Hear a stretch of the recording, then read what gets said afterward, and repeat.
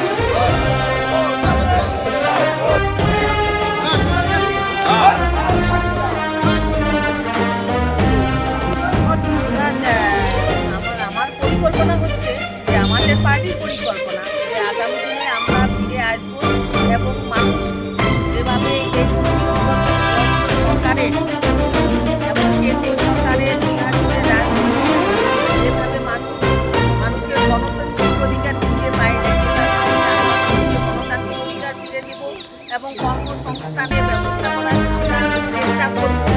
গরিব মানুষ আমাদের পাশে আছে, সাধারণ মানুষ, খেটে খাওয়া মানুষের পাশে আমরা আছি এবং আগামী দিনে মানুষের গণতান্ত্রিক অধিকারকে আমরা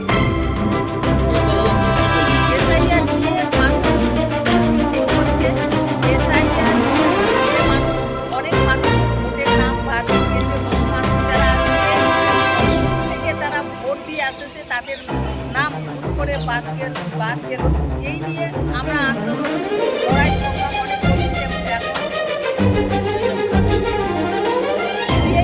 এই নিয়ে আমরা তো নির্বাচন কমিশনের কাছে আমরা চাইছি যে সম্পূর্ণ ভোটার তালিকা তারপরে নির্বাচন চাইছি যেটা এখন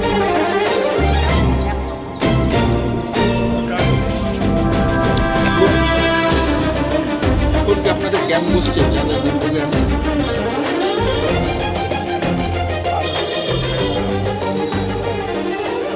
কুচবিহারে আছে, রাজ্য আছে, জেলায় আছে, সব জায়গায় আমাদের তার জন্য আমরা বৈধ ভোটার একটাও যাতে বাদ না যায় সেজন্য আমরা শেষ চেষ্টা হবে। ধন্যবাদ।